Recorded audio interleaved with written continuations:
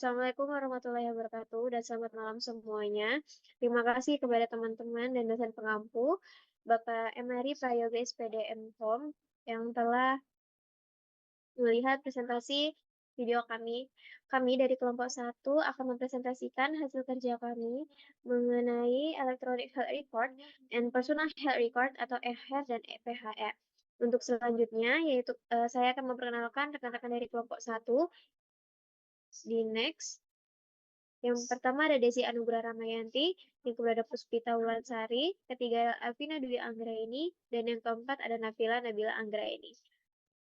Di next, yang pertama mungkin kita masuk ke pendahuluan terlebih dahulu. Yang dimana latar belakang dari PPT ini yaitu transformasi digital dalam pengelolaan data kesehatan dan keterlibatan pasien ring global, implementasi Electronic Health Record atau EHR, atau rekam medis elektronik telah menjadi pendorong utama transformasi digital dalam pengelolaan data pasien di fasilitas kesehatan. Sistem EHR menggantikan rekam medis berbasis kertas dengan solusi digital terstruktur yang secara signifikan meningkatkan efisiensi operasional dan kualitas pelayanan. Adapun rumusan masalahnya yaitu yang pertama ada bagaimana tren implementasi EHR mempengaruhi pengelolaan data pasien di fasilitas kesehatan. Yang kedua, bagaimana integrasi antara EHR dan PHR dapat meningkatkan keterlibatan pasien dalam perawatan kesehatan mereka. Adapun tujuannya yaitu yang pertama menganalisis tren dan tantangan dalam implementasi EHR, dan yang kedua yaitu menganalisis manfaat dan implikasi dari integrasi EHR dan PHR. Untuk selanjutnya akan dijelaskan oleh presentator kedua, dipersilahkan. Oke, selanjutnya yaitu terkait konsep dasar rekam medis, yakni catatan informasi kesehatan pasien yang disusun secara sistematis untuk kepentingan administrasi, pelayanan medis, maupun aspek hukum. Sedangkan Electronic Health Record atau EHR adalah sistem digital untuk mencatat informasi kesehatan pasien secara terintegrasi sehingga lebih cepat, akurat, dan efisien, di mana HR ini meningkatkan koordinasi tenaga kesehatan, mengurangi kesalahan pencatatan, serta mempercepat alur pelayanan. Kemudian untuk personal health record adalah sistem digital yang memungkinkan individu untuk menyimpan maupun mengelola data kesehatan sendiri guna mendukung pemantauan kondisi jangka panjang maupun keterlibatan dalam pengambilan keputusan kesehatan. Untuk selanjutnya akan dijelaskan oleh rekan saya.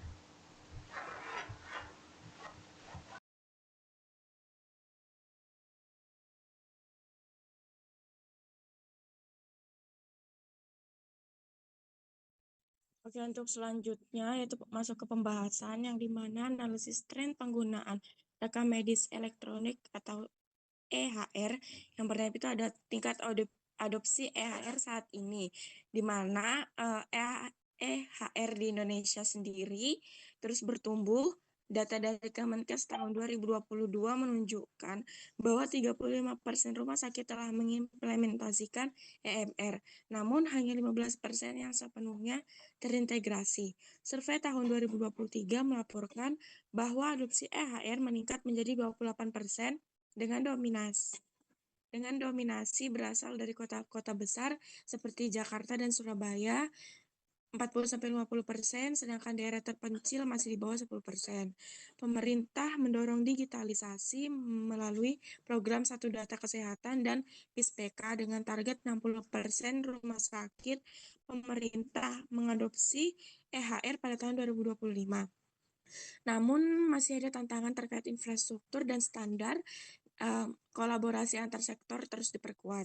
Secara internasional, negara-negara maju sudah mencapai tingkat adopsi EHR di atas 85% yang didukung oleh kebijakan yang tegas serta investasi dalam teknologi. Kemudian, faktor keberhasilan implementasinya, yang pertama itu rencana yang menyeluruh meliputi analisis kebutuhan, yang kedua pelatihan yang efektif, yang ketiga dukungan yang kuat, yang keempat pengelolaan perubahan dengan komunikasi dan bantuan, yang kelima infrastruktur teknologi informasi, dan yang terakhir itu ada pengembangan dan peningkatan sistem yang berkelanjutan. Kemudian untuk tantangan EHR sendiri, yang pertama itu investasi waktu dan biaya, yang kedua interoperabilitas, yang ketiga privasi data pasien, yang keempat resistensi staf dan kurangnya pelatihan, dan yang terakhir yaitu adanya migrasi data. Kemudian akan dijelaskan oleh rekan saya Desi.